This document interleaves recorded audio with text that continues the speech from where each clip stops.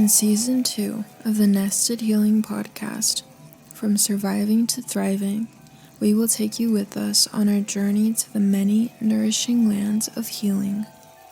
With a new guest for each episode, we will get to embark on each of their healing journeys, with their curiosity being, what challenges did they face, and just how did they manage to come up on the other side? From self-love and acceptance, all the way to dance and movement, we will explore the myriad of healing components shining in each of our guests' stories. How can we relate and apply this to our own lives? How can we brighten our light through a dark tunnel? Stay with us on our beautiful deep dive into healing. Welcome to the Nested Healing Podcast. I'm here with Chip today. Thank you so much for being here.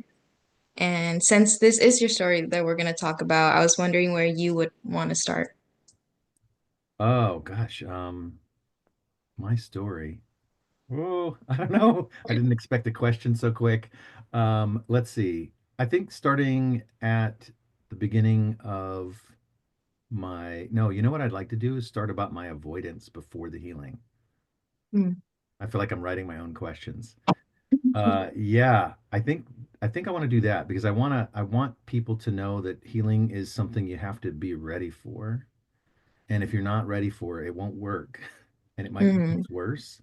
So let's see. Some of this will be revealing, making me vulnerable because I'll admit to things that I'm not proud of, but I think it's important for the whole story.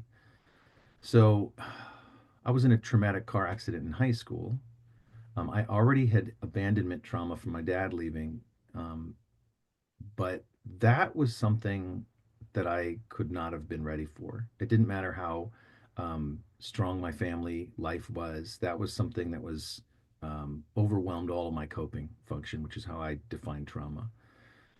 And then immediately afterwards, I was supposed to graduate high school and go off to college.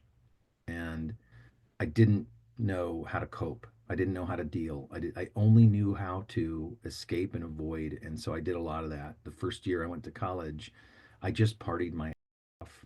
So, I did that and I want to say something that's going to sound like I'm supporting drug use, but I don't. I support healing. But I do want to say that because I found ways to escape reality, then I was able to hang on. And whatever that looks like for people, I think it's important to know that it doesn't have to be that. But I just did that. That's what I discovered in college is ways to smoke weed or to drink or do something like that to avoid. And I did that. And I did that for a lot of my first year, such that I couldn't keep up with my classes and I got kicked out. And it was a big pain for me because I thought I'd have 4 years to just kind of escape and avoid and be away from my hometown where the accident happened. Um, but I didn't. I got kicked out and I got sent right back to and it was painful. And then, to make it worse, I was just so dysregulated behaviorally, not emotionally. I was so, you know, all my shit was tucked up tight and I couldn't even feel anything. That was like the beginning of 15 years. I couldn't feel a thing. I was so numb. But then my mom kicked me out because I moved back in after being kicked out of college, and I was a mess, and I was disregarding their boundaries, and I hated her for it, but I respect her for it. And it made life really difficult. So I was there homeless for a while, just kind of trying to figure it out, and having no pathway, no resources, no allies, and no willingness to talk about what was going on. So that begun a long period of just survival. And I think for 15 years, I was in that space of just locking it away, deciding that there was nothing could be done. No, nothing could help. This was just, I was just damaged goods. And I could never really succeed, never really become intimate with anyone, could never really be relied on for much. And so I was jumping around a lot, moving from place to place to place, couch to couch to couch, really exhausting people's patience and kindness and compassion, but I didn't know any other way. And so I did that for a lot of years. I had fun. Don't get me wrong. It wasn't this sad story. If I wrote my biography, it would probably be very interesting to read because I had so much fun. Because when you're running from the truth, when you're running from reality, it can be a lot of fun. In fact, I think the fun was helping me feel like life wasn't so sad, so dark, so desperate. So I think there's a chunk of time that I avoided that I thought was useful to start with. Yeah. And when you speak about that, like running from reality, like I'm wondering, when did healing become your part of reality? And this was very drastic, but in I don't remember the year 2003. I was 33. I had long hair. I'm sitting in.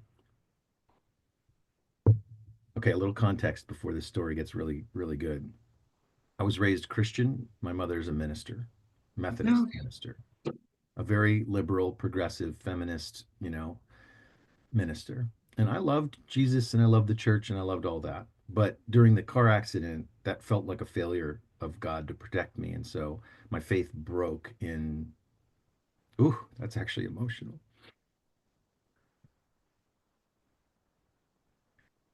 Yeah, my faith broke in so many pieces. And it was part of why I felt so alone and so hopeless and helpless, is because I'd stopped having a sense of that hopefulness that comes from a kind of a naive or an innocent faith practice.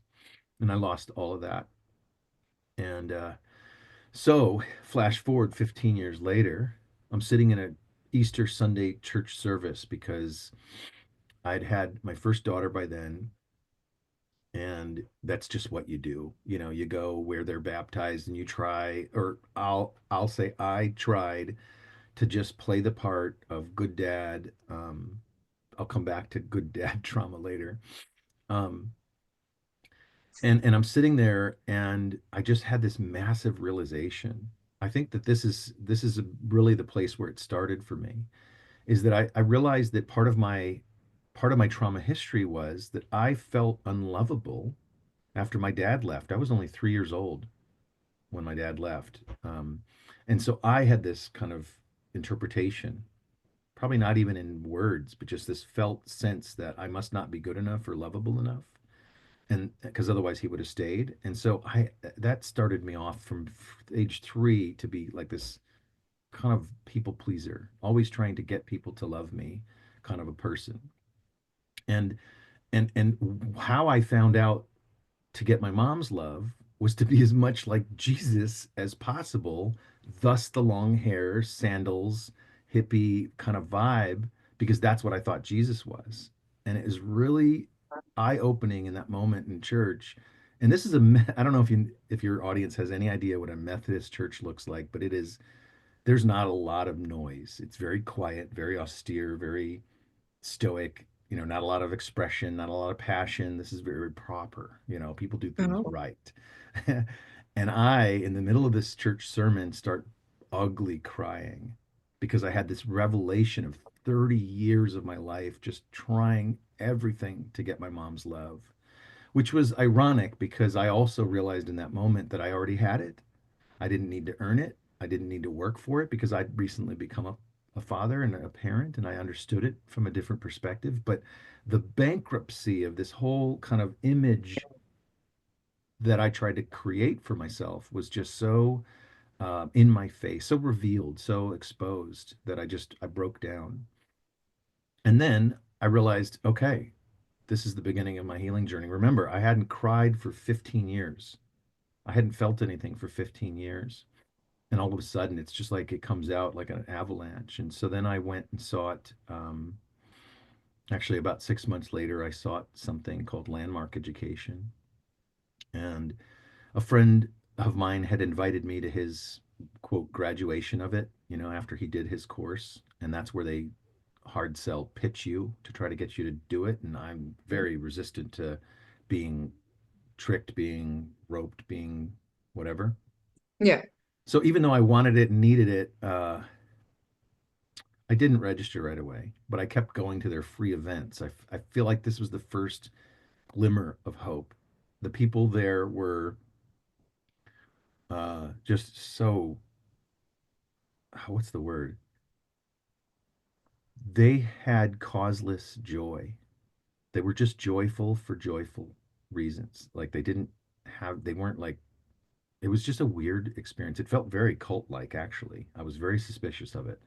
But ultimately, after 6 months of trying to figure out how I could learn what they have for free, I finally just bit the bullet. I was in my master's program in anthropology, and I paid the $400 to register for their course. To me, that was a lot of money. That meant I couldn't afford a parking pass that semester. I mean, it was a lot. And I didn't feel like I had enough time for it.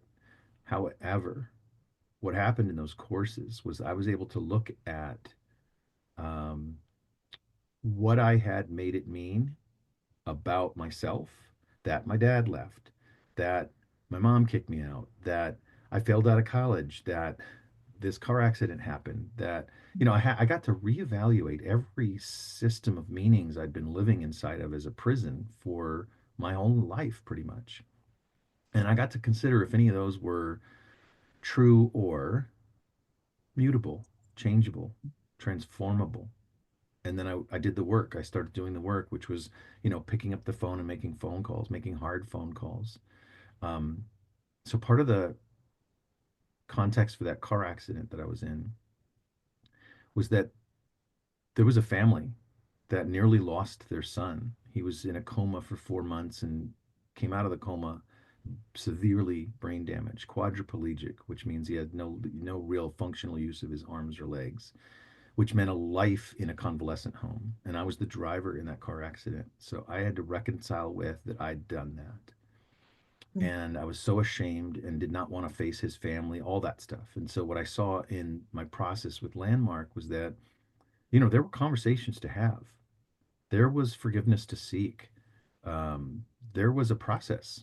There was action. Everything was actionable. Anything was possible, is what they kept saying. And so I reached out to his mom after, okay, there's a lot of emotion there too. After 15 years of running away, I even moved to California to get even farther away from the hometown that I felt the most shame in. Do you want to sit a minute with that? I can talk through it. Yeah. Yeah, thank you for that though. And I want to talk through it because it's evidence of the work that I've done. There was a time when I couldn't. I would have probably just actually I certainly would not have accepted an invite to talk about my trauma. um, but reaching out, like what's moving me right now is actually quite beautiful. I mean, there was a lot of pain that I carried with me, but when I reached out to his mom and asked for forgiveness, which was the most courageous thing I'd ever done in my entire life, um, because I think I became a coward after that car accident. This was so courageous for me to do. And her response was the best you could possibly have imagined. She said that she hated teenagers of all kinds for so long. She had so much rage, so much pain, but she said she did her work. She went to therapy and did her work and depersonalized it all so that she can just heal. And then she said she came to forgiveness. And so she said the words, I forgive you. And it was beautiful. Um, and it was also a tricky gift because uh, I then had to realize that it didn't fix anything. It was something I had to find out. It was something I had to pursue. But then the harder work, me forgiving myself, Mhm. began. And that took so many more years. I mean, this was like 6 months or 6 weeks, I think I was able to reach out and get his mom's forgiveness. Now, mind you, for my own integrity, I had been visiting him in the convalescent homes that he was in while I lived there and even after I moved away when I'd come back.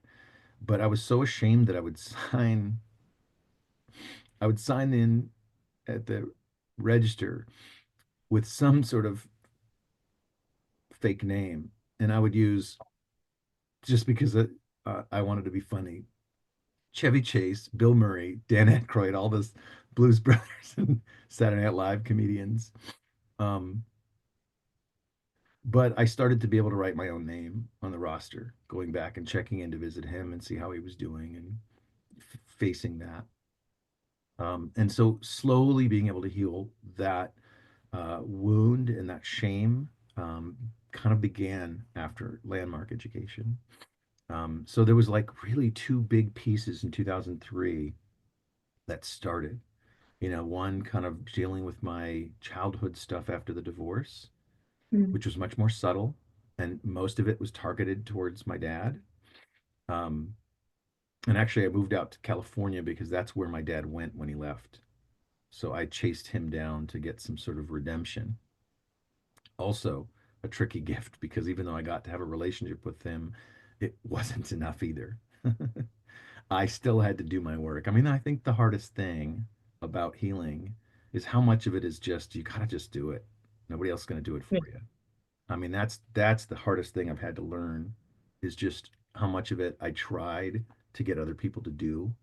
Um, and ultimately, there's a whole lot of lifting, a whole lot of heavy lifting I got to do, or heavy feeling. If you want to go back into like what happened after the car crash, like how the acceptance of the mom, the forgiveness, Okay. or if you want to talk about with your dad. Okay. Uh, I mean, I guess I'll just add that, because I think your podcast is about giving people hope and pathways for healing. And so I'll start kind of there. Like, Landmark wasn't the only thing. Um, it was a huge deal because one of the coaches there, um, just kind of challenged me, just really, really put a very, very hard choice in front of me and just said, were you responsible for that accident? Yes or no? And I tried to talk, I tried to say things, I tried to do anything other than just ask the challenge, answer the challenge, the very distinct closed-ended question, which I'd struggled with for so long.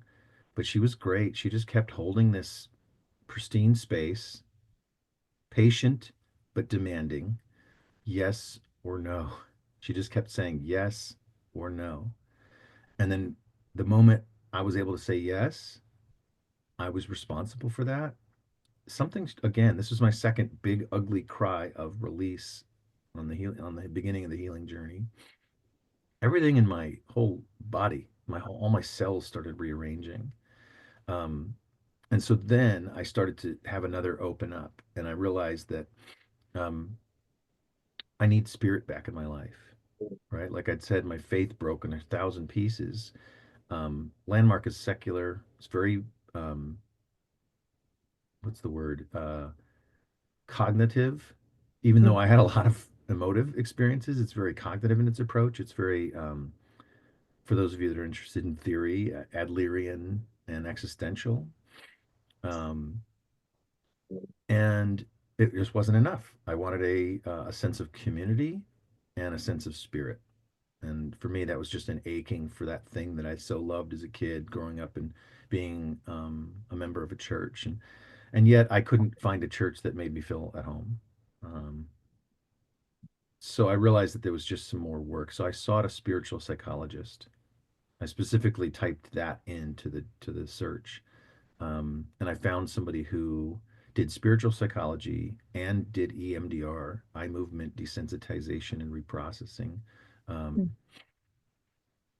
and so I started doing that work. And I had a feeling that that was going to be the next step. So I wanted to plug that because EMDR I like to say it's magic, but actually it's just very, very effective for me.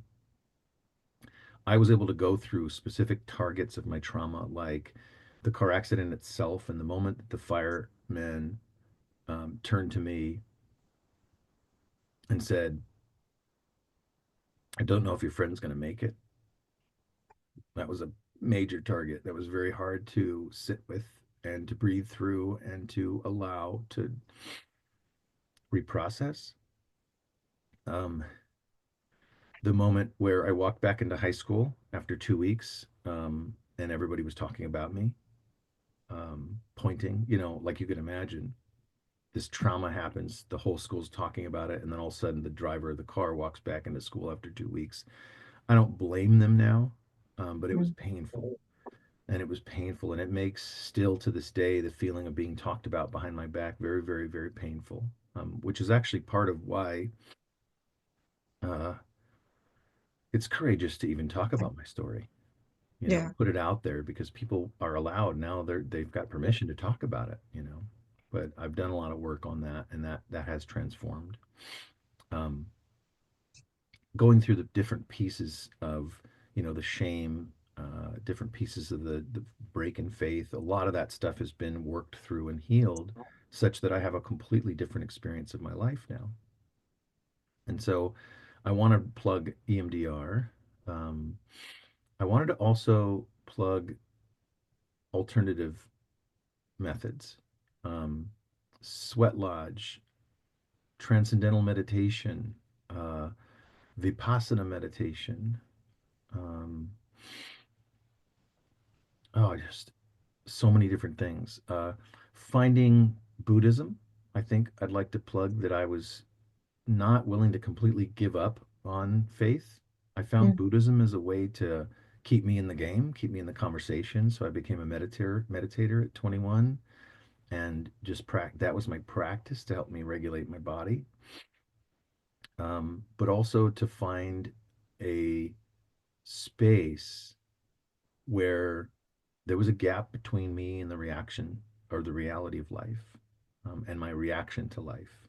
And that was huge. And I think I try to recommend that to everybody everywhere, is to practice something that gives you that. If it's meditation, great. Some form of mindfulness, great. Whatever it is, something that you can do to give yourself a gap between your reaction to life, because otherwise we're just at the effect of life all the time and Yeah. there's no choice. So for me, regaining choice, I felt like I had no choice. Regaining choice has been huge.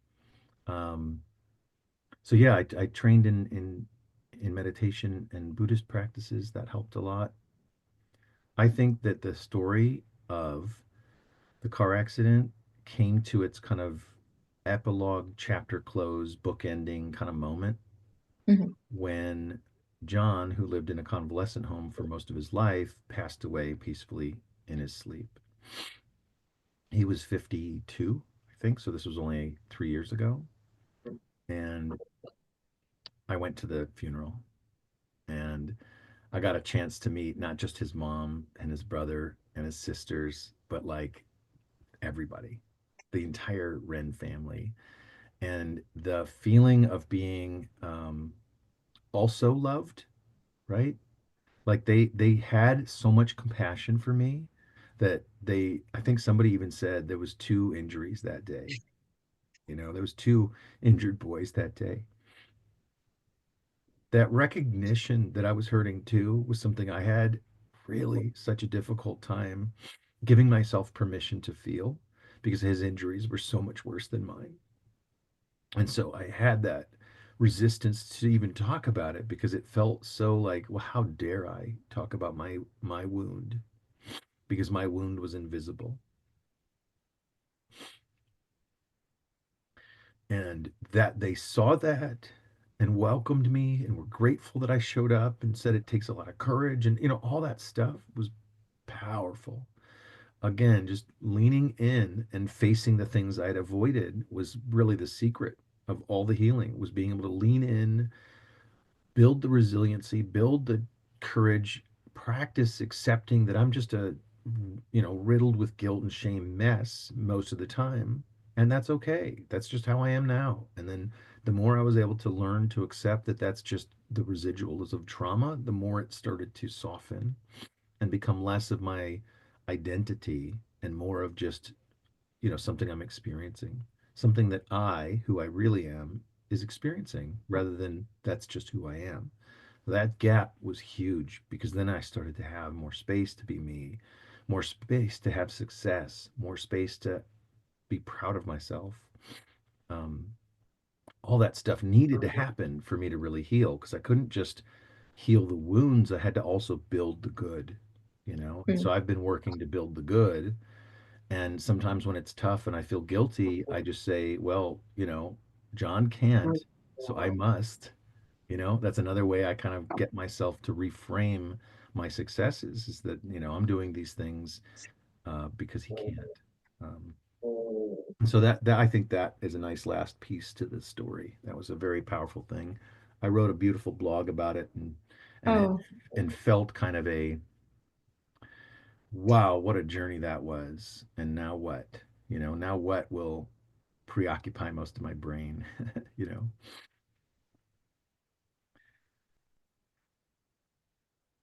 Um, the other big piece of my healing journey is my relationship with my dad. My name, Chip,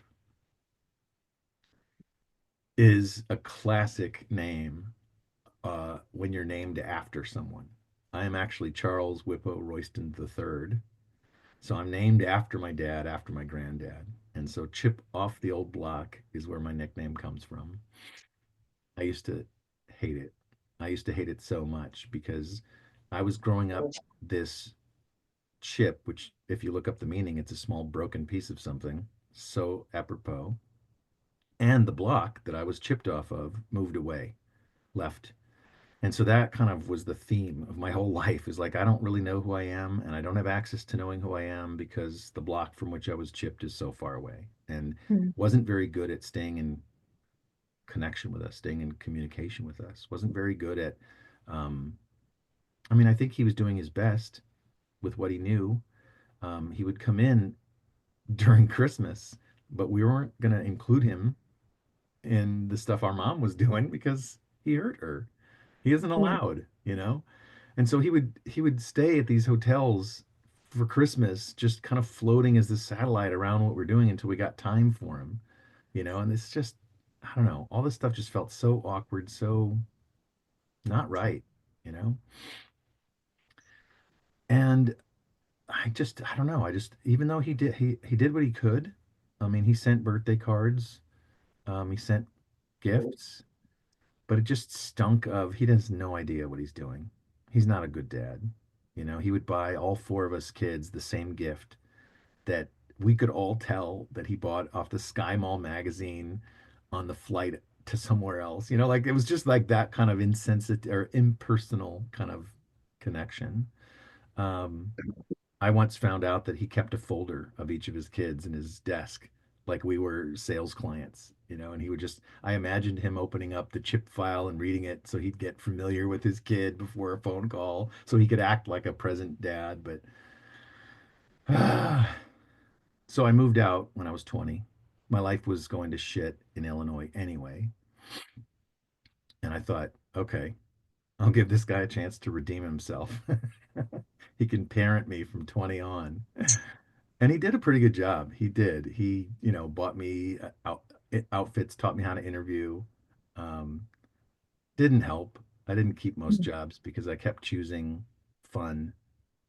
I was a big fan of the Grateful Dead at that time. And so if the concert was during a week I was supposed to work, I'm sorry, work. I'm I'm sick. I would call in sick. Like, and they figured it out. This was before social media, so there wasn't like they'd track me at Coachella at social media. Um, this was just I just would call in too often. So I got fired from a lot of jobs for that kind of stuff. He was frustrated with me. His wife at the time, he remarried. His wife at the time was very frustrated with him about me. They ended up divorcing, and boy, what a trigger for my sensitivity that somehow him leaving the first time was my fault. And then he gets divorced again right after I move in with him, or a year after I move in with him. And it's kind of hard not to fight that off. I started to think, wow, man, it was my fault. I know they were fighting about me. Anyway, so I worked on my relationship with my dad, and I worked on, I don't know if it's forgiving him, but I think it was more just accepting that he's just got what he's got and he doesn't have what he doesn't have. And if I kept going to the bank uh, and trying to withdraw something that they didn't have, like I can't get a box of cereal at the bank, and if I kept going to this place trying to draw that which he didn't have, that's on me. That's not on him. I blamed him for so long to not have the what was the word? Regret, humility, apology. I wanted him to be sorry. I wanted him to just break down and say, I failed. like all this pain in your heart, that's my fault. I wanted him to do that. And I Mm, felt like it would make a difference if he did, but he never did. And he would even say things like, "Well, I'm sorry you're feeling that way." So he came so close to an apology that I wanted, but it was always that kind of like, "Yeah, too bad for you" kind of apology, which yeah. stung worse. Um, but then I got to a place because I was so close, I could really see that he couldn't do it. He didn't have what it took for whatever reason, or maybe he had the wisdom to know that it wasn't going to help anyway. I don't know. He was a pretty studied man. He was very smart and very charismatic. Um, but then I got to a point where I'm like, okay, it's on me, and that eased things up a lot. Uh, yeah, immensely. And we could just have a relationship. We did this thing that I still cherish, where he would always pay for everything, even into my young 20s. And I felt like if I was to become a man of my own, differentiate fully, then I had to start buying things. And oh my gosh, this is such a funny story. I decided for his birthday one year I was going to take him out golfing because I knew he liked golf, but I was clueless about golf and I had no idea how expensive it was. And I only brought about $45, which, you know, 20 years ago I thought a lot of money for a 23-year-old or whatever. Anyway, I ended up paying my own way and he had to pay his own way, but that was my gift to him, is that I didn't make him pay for me. So that became this kind of precedent that we would start splitting for lunches instead of always expecting him to pick up the lunch. And then we got to this point where I had this business card that I wrote on the back of it, good for one father son meal. And whoever had the card could use that to pay. So the other person had to pay, and we just passed it back and forth. It was a way we kept track of whose turn it was to pay. And so that felt very grown up to me to do that. Like I was going to pay for him. I was starting to work in a place where I could sustainably stay at a job and earn some money. Um, I started to, realize I can't just keep calling in sick for concerts forever. So I started to grow up a little bit, and I think that helped. And then ultimately, when he passed, suddenly, um, a lot of my expectation on him to be different just was gone. And I hadn't really realized how much my relationship with him had grown because I lived here. I was the one who managed his estate. I was next of kin. I had to do all this stuff to close out his affairs and to schedule his funeral and everything. And it was a very grown up thing to do. And my siblings flew out for the funeral. Their experience of the funeral was very different than mine. I had something to celebrate. I had something, I had built a relationship with him because I took responsibility, right? So these pieces of my journey are tied to that theme of taking responsibility for my life. It's my job to run my life towards healing. Um, it's nobody else's job to fix it for me. And so, because I had done that with my dad, um, I actually really was celebrating his life as much as I was mourning his loss, whereas my siblings were just purely mourning the loss. Mm. They weren't having that same experience I was. So that really helped me kind of take stock of how much growth and how much healing I'd done in that relationship. And I still miss him. I miss him not from the same little boy, he's never there missing.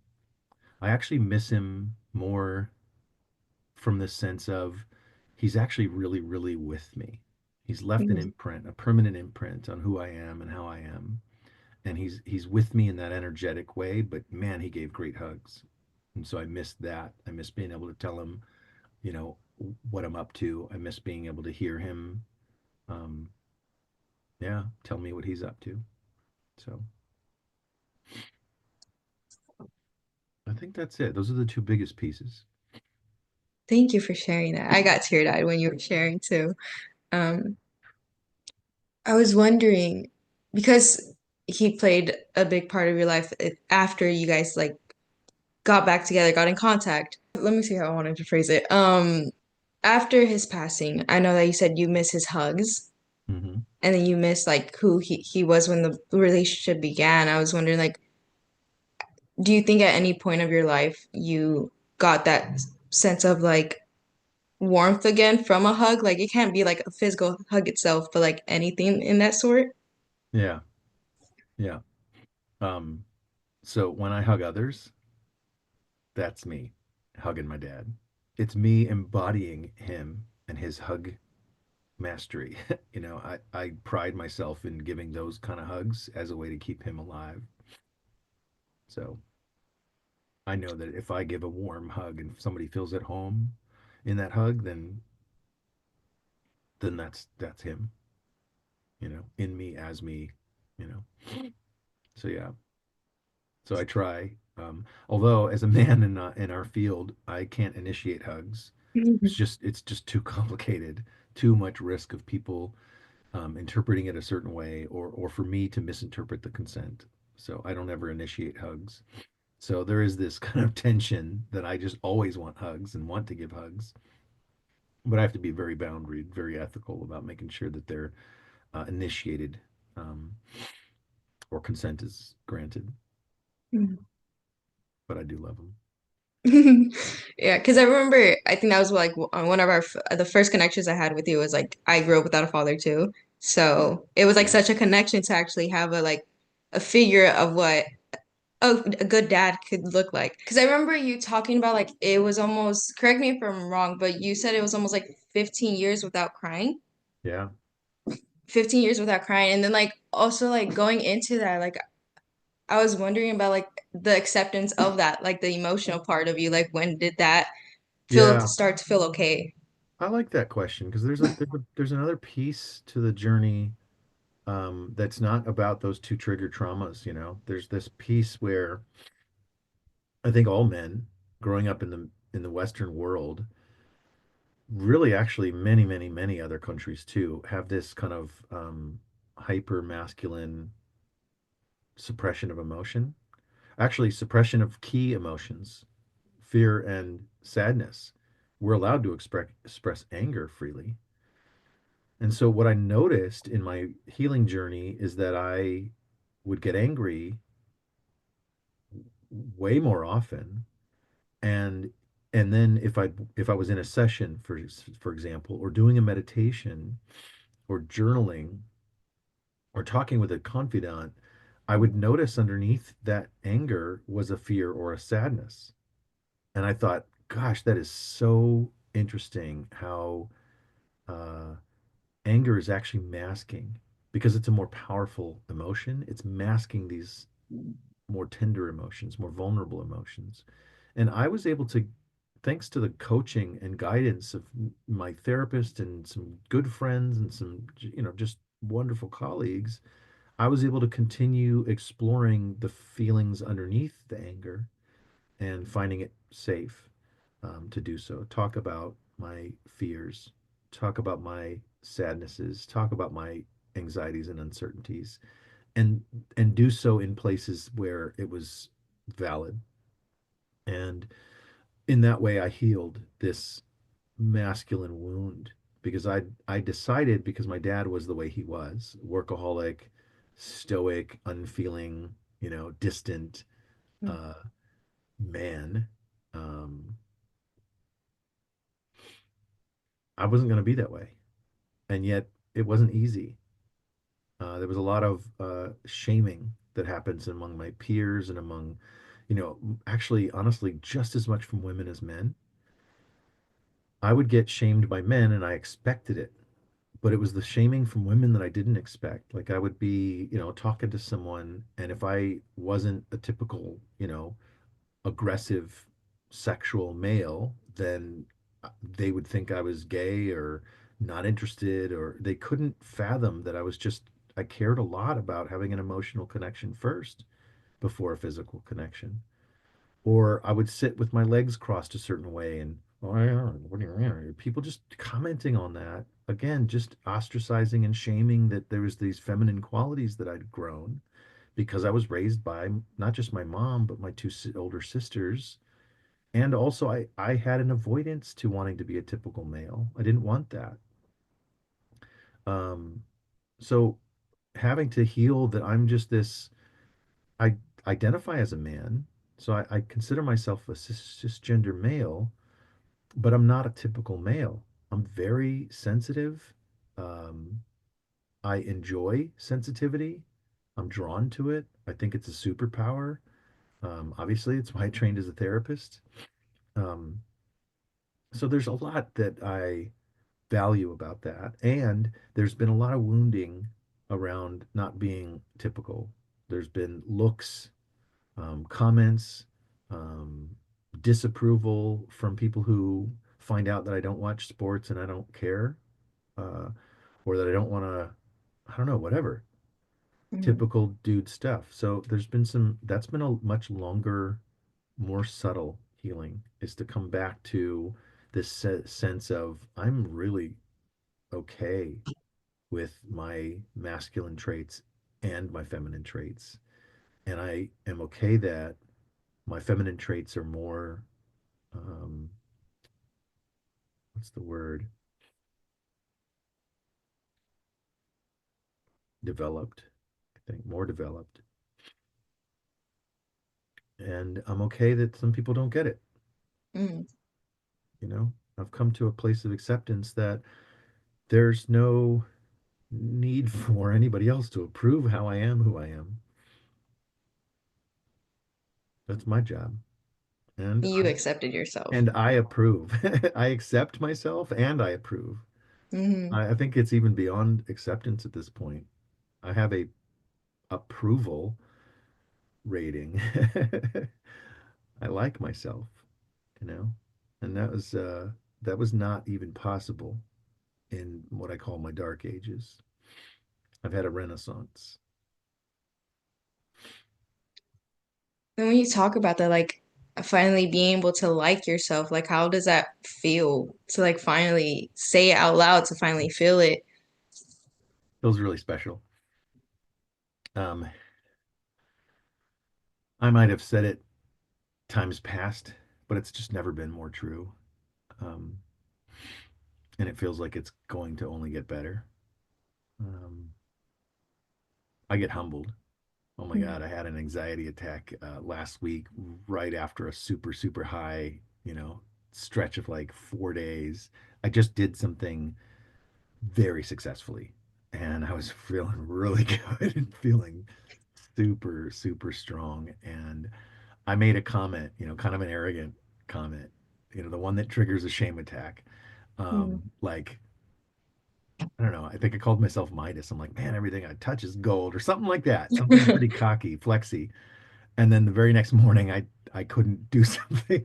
Something didn't work that I was trying to do, and I went into a quick spiral, right? And I say that because it's like there's such a there's such a groove in my neural network for shame. It's like so worn in there that I think I'll always be at risk of a deep shame spiral. Mm-hmm. Um, Maybe not. I do think it'll keep getting better, but I think I'm always at risk. I don't think that'll ever go away. Some students and clients ask me, "Does it ever go away? Does it ever stop?" And I wish I could say yes. I wish I could say it. There's an end to the journey, a plateau at least. But what I've noticed is that the moment I think I'm at a plateau, that's the next moment of trigger is queued up. I mean, it's almost so predictable that when I have this kind of, moment of feeling like I can relax and be done, then ooh, I get humbled by another dip. And those things are harder to accept because I think that I yearn for just being able to go back to being playful. I think I really enjoyed that 15 years of not caring, pretending not to care, but really feeling convinced that I Yeah. didn't care. There was a lot of freedom in that. Um, so I'm practicing, still practicing, accepting that this is a lifelong journey of healing. It's not done. It's never done. And so you talked about like the freedom of like not caring. Yeah. Um, Do you think there's like other ways that you felt freedom even without the like the not caring part? Yeah, I mean, more recently, there's even more power in the freedom of knowing that I care and knowing that I'm willing to, I don't know, this is so strange to say, but I'm starting to learn that the depth of love I can feel in my life is related to my willingness to be destroyed by it. Mm, I know that sounds so strange. It's very Zen, actually, but this sense like uh I'm actually like bring it on. Crack me wide open. I feel resilient in a way that I've got a lot of wisdom and a lot of learning and a lot of healing already like collected so that if I'm cracked open by life or by love, then I know that I'll will work it. I know that I'll grow stronger from it. hmm And so there's a freedom in that. That's a different kind of freedom than I would say more of an immature teenage freedom of avoiding responsibility. There seems to be a lot more freedom in saying, I am 100% able to respond to anything. That level of responsibility is like, that feels like awesome. Have read Carl Jung quite a bit in my youth, and he used to say this thing, life doesn't really get started until you're 50. And I used to think, says you, old man, you know? And then now that I'm 54 and I'm just starting to rethink the wisdom in that. There's something different after kind of going through the phase of not caring into a phase of deep caring, but then what it means to care means differently. I actually care deeply and I feel very deeply, and I'm okay with all that. I'm okay that my life is going to feel, high one moment, low one moment. I'm okay. And I'm always going to be okay. mm. Yeah.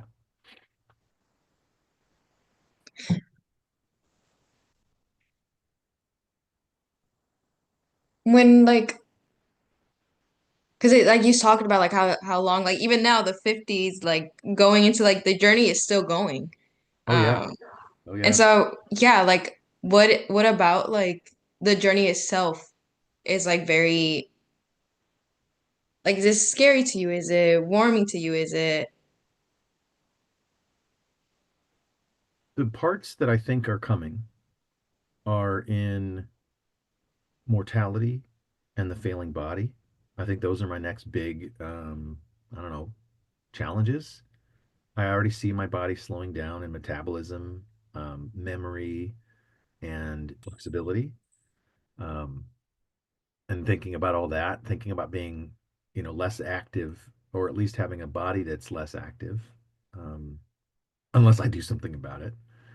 Um, and then, of course, I'm at this point. I've already lost my dad, but my mom and her stepdad are aging, and they're in their 80s, and then that'll be a whole nother level when either both of them pass. Then I truly will be, next up, generationally. I don't know what it's like to live like that. I felt a glimpse of it when I was the only Charles Whipple Royston left alive. Um, and I'm hyper aware that my dad and granddad died at 67 and 72. So that seems young now that my parents are in their 80s. So I think those will be challenging for me. I've learned to love life. So, gosh, losing it seems like the sickest joke ever. Mm, April Fools, right? We get life. It's hard to learn to love it. And then, oh, by the way, expiration date unknown. It seems like that is so cruel in some ways. So there's a path of acceptance that I need to walk for that. I'm not in that place right now. It, mm, it still feels so unfair. So I kind of feel like this big old tantrum has to happen first. I got to let that out first, and then I'll come to a place of acceptance. Um, I think that relationally, I'm doing very well. I'm maintaining friendships, mentorships. I'm still married after 16 years. I took a long time to get married because I was so committed. This is kind of a cute story. I didn't know this, but in therapy one time I discovered that I'd made a promise to my 3-year-old self. Like my 3-year-old self kind of had a look in the mirror kind of moment, and said, "We're never getting divorced. Divorce is bad," because like my mom was devastated by it. And so, how that manifests in my dating life is that I was so scared to get married. I mean, then the guaranteed surefire way to never get divorced is to never get married. Some part of me knew that and figured that out. But now with my current awareness and understanding that there's a dignity to that promise, to upholding that promise, to honoring that promise I made to myself at 3 years old, 4 years old, the pathway is much more now being a great husband, being a flexible, spacious, adapting, learning, growing, communicative husband seems like a much better way to never get divorced. And so it's been challenging. Divorce is a quit, of the game, and I'm up for it, you know. So I think that those are some challenges that are still in the works for us. For me, I don't feel, and this is weird to say, but I don't feel like there's a bunch of my past still yet to heal. I've been very active for 22 years in the healing Mm. journey since I did Landmark in 2003. It gave me skills and tools and pathways and hope for what it looks like to heal, and so I've been at it. I don't take breaks. I'm at it, and I'm in the work, teaching and coaching and guiding others to be at it. Um, and I think that one of the things that I'm good at modeling is the acceptance piece of it. I'm good at not rushing. I'm good at assessing whether there's a right connection to do any healing work. I think that's the most important thing. I think a lot of folks rush their healing. They're desperate, and in the desperation they try these things, and that's the wrong approach. That doesn't work. Leaning in, relaxing into it, making sure that you're ready and the right skills and you understand. Like I think there's a lot of informed consent that needs to be done for our own journey, Mm. um, so that then once we meet the wounds, once we meet the, you know, what Jung would call the shadow, the things that we've exiled into the shadow, we can integrate those things rather than, explore, find out, and then retreat again. I think that's what a lot of people do in their healing journey is that they're too eager. They see these ugly things and then they retreat, they mask, and then just make layers and layers and layers of work, and that's really painful, and that makes it so much harder. So I think if I would leave, I don't know, maybe you're going to ask me at the end, and I'm ruining your question, but if I had one piece of advice for your viewership, it would be to learn how to assess, uh, the right readiness to do the healing. It's so important for you, for others. Yeah. When you talk about that, like even like for others, what do you think happened when you started to heal for yourself, for others in your life? Um, a couple of things come to mind when you ask that. That's a great question.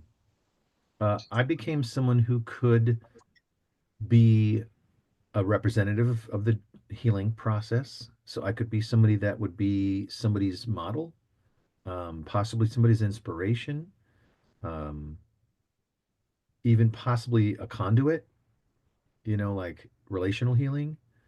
I know that, my wife has healed some of her stuff, especially in her relationship to men, by Mm. being in relationship to me as a healed person.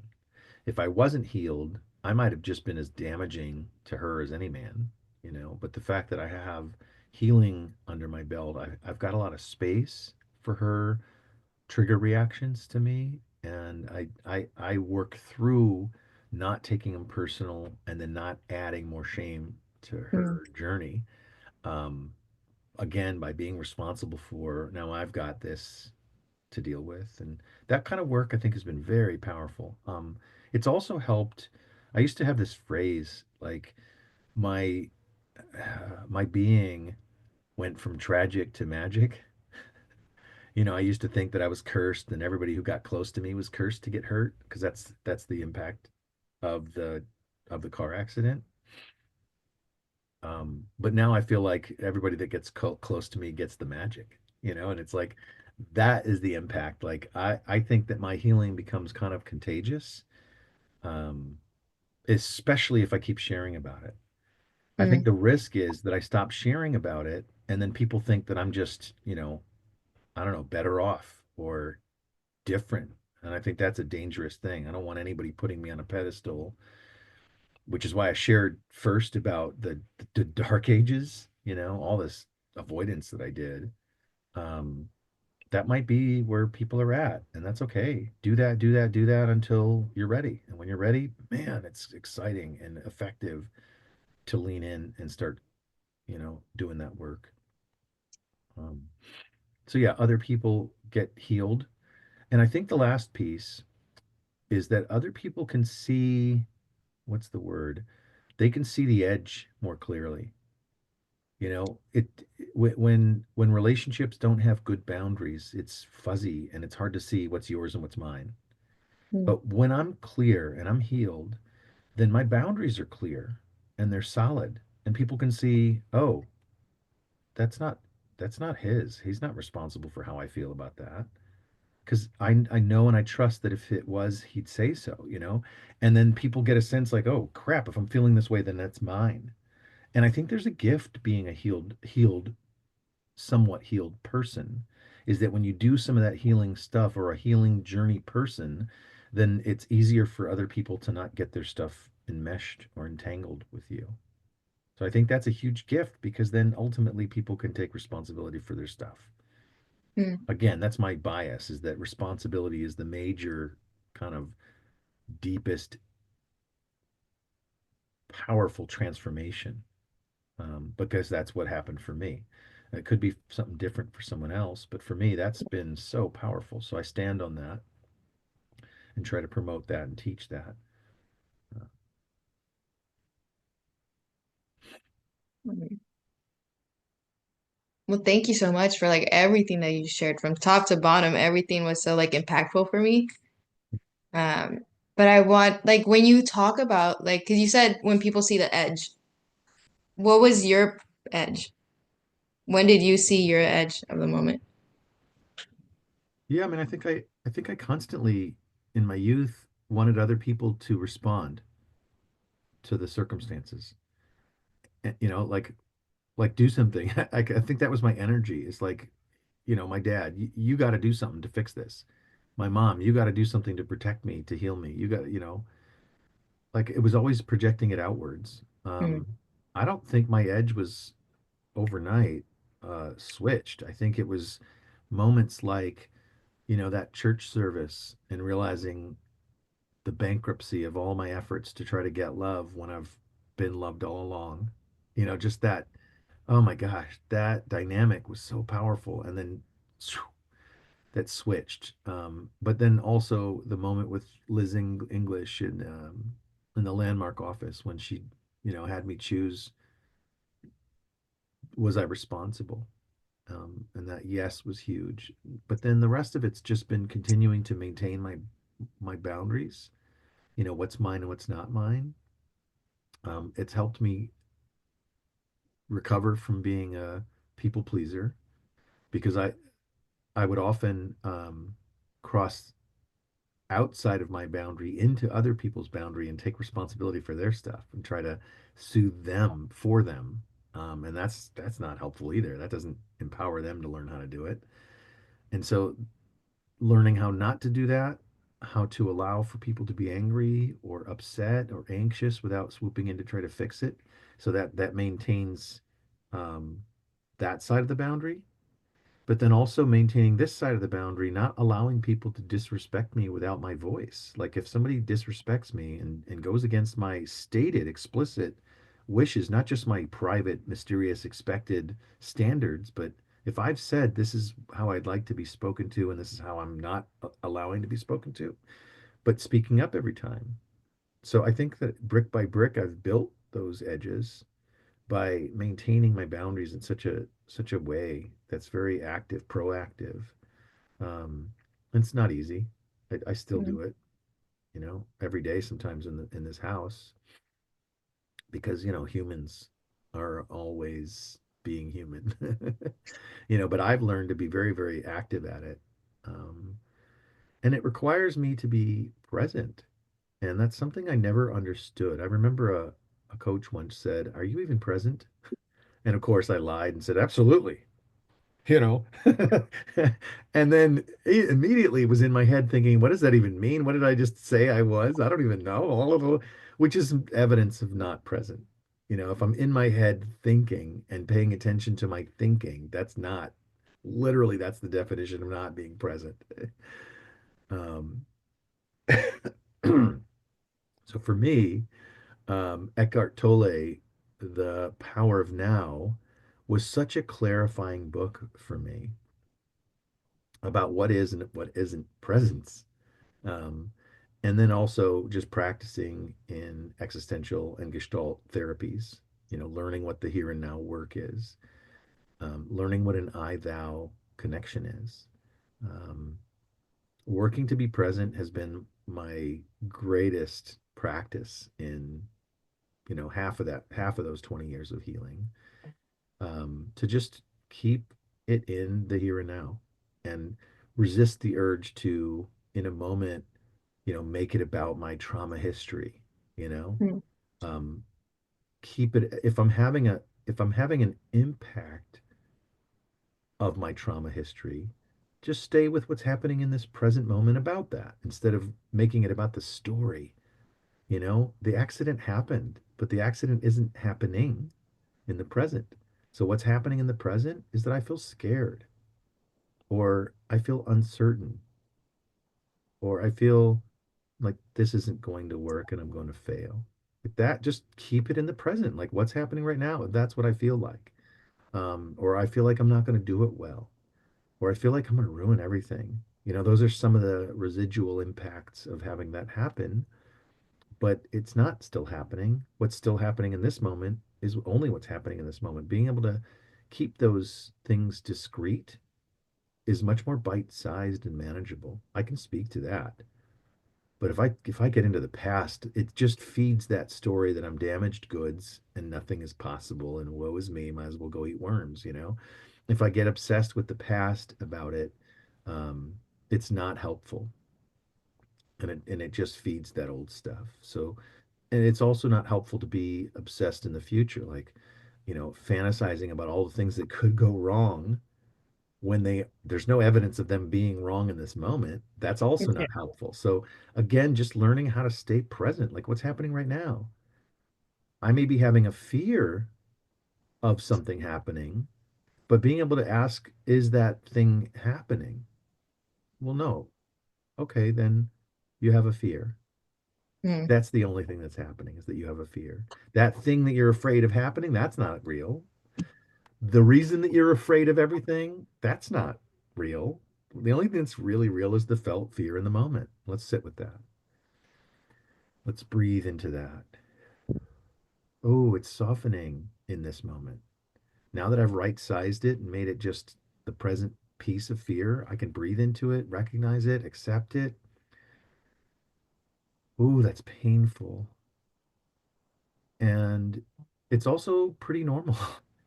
Like I can take a moment and remind myself, gosh, it's pretty normal. It's pretty human to feel fear. It's pretty, like, I bet everybody around is feeling it too. And they're also masking it really well. Oh, some tether. I can tether to humanity and not pathologize my own experience of fear. And then maybe I'll just have a moment where I just give myself a little comfort, a touch of the heart space, or maybe just kind of, I don't know, maybe even just something mindfulness, something to remind me that it's okay, and give myself a little soothing. And then all of a sudden, like, that fear that was so gripping has been Mm-hmm. soothed and it's no longer there in the present either. And then what's present is, well, now what? There's a space that opens up, in which I can actually just do what the next thing to do is. in the present. That's a very powerful technique. It's very powerful, like not just technique, but kind of a whole frame for way of being is just being in the present. I love that. Mhm. Yeah, because I remember you talked about like boundaries with others, but it's almost like a boundary to yourself to like, let's not go back into that. Let's go here. Yeah, a boundary from the past and a boundary from the future. Yes. Perceptual boundaries. Mm-hmm. Recognizing, oh, I'm having a past thought right now. Oh, I'm future tripping right now, but I'm doing it right now. Let's not go into the future and build this chaos catastrophe that's not guaranteed to happen. Let's just notice right now I'm having a catastrophe. I'm catastrophizing. Whew, that's intense. That's a lot. Bring it back to the present. Having a boundary against that, resisting the tendency to go future tripping or past, diving. Yeah, so it's not just about boundaries with other people. Yeah, good note. Do you think like in moments like even now, is there moments that not just possibly not just about like the boundaries with the past, but like maybe there's moments like you said like a couple days ago, you had a moment like of anxiety. Like is there a would you say there's a boundary to that too? To like calm yourself? Yeah, I allow myself a certain permission to feel like a mess. Mm-hmm. But the boundary is that like, okay, it's not infinite. You can't do this forever.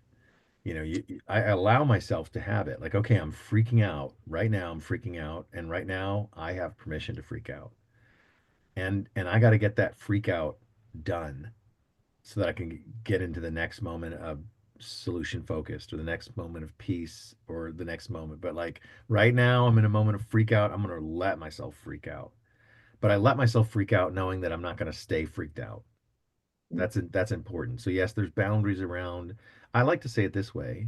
There's boundaries around my experience, you know. I'm allowed to experience something, but it's not healthy to stay in that experience for a prolonged period of time. Let things move through me.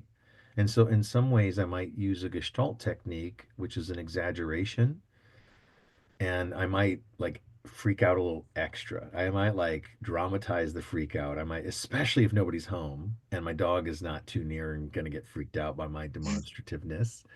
I might like stomp my feet. I might kind of throw an adult tantrum, and I might scream, I might curse. Oh my gosh, I love swearing. It's so effective for my freakouts. Um, you just string of expletives can really help get that energy discharged. And then it's exhausting afterwards, which is actually helpful because then it's a moment of peace. It's a moment of like, I need to sit now for a second and quit storming around the house and possibly upturning baskets and bins looking for something. I'm never going to find what I'm looking for in that space. You Mm, know, I'm more likely to find what I'm looking for after I've had that storm out and then relaxed a little bit. And then all of a sudden, like when I'm not thinking about it so hard, oh, yeah, that's where I left it. Right. Or maybe I haven't looked there yet, or whatever it is. mm, It's often a trigger of I can't find something. That's a big trigger. I don't know. I haven't figured out where in the past that started, but it doesn't really matter. I just have this nonstop, or not nonstop. I have this consistent trigger of when I can't find something, then I go into this really reactive space of obsessing about finding. I must find it. Something's wrong with me. And then pretty soon it's something's wrong with me that I can't be organized enough. How dare I lose something? Oh God, mm, it's so dark and it can happen so quickly. And there's times when I can watch it um, exploding in this sequence and then just be amused at it. And there's times when it's just so real. It's so real. Like I really am a terrible person.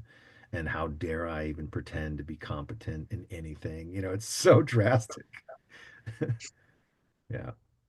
So trying to have boundaries around those things so that kind of that real immersive part of it doesn't take place. mm. But I'm not. It still gets me. Yeah. Yeah. Well, thank you so much for everything. Um, it really meant a lot to me for you to share. Thank you so much, like to even put your voice out there in the first place.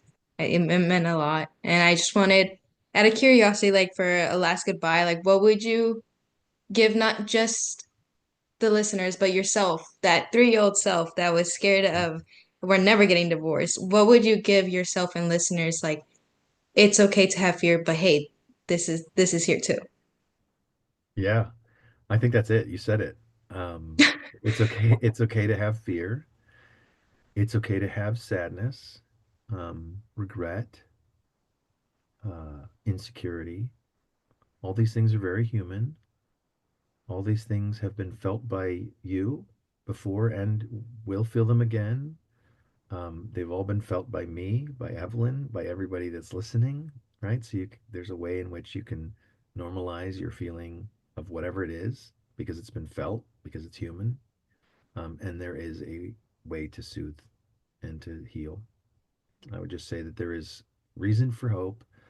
I like to say this a lot in my classes that it's very simple and it's not easy, right? It is not easy. It might be the hardest thing in the world is to take care of what's happening over here, but it is the most special relationship you can ever work on. Um, Evelyn, can I acknowledge you as well? I know that it's pretty standard to acknowledge the guest for whatever, right? But I want to point to my generosity and my vulnerability was so encouraged by knowing that it was you interviewing me. Um, if I had just met my interviewer, for example, I don't know if I would have allowed myself to feel as much and as deeply, and I don't know that I would have talked through and breathed through and shown so much vulnerability. So, if this episode was impactful for any of our viewers, right, I wanted them to know that it's a big part of it is because you were there. I know that I trust you and I feel safe with you, and that matters. That brought something out in me that was felt very powerful. So thanks.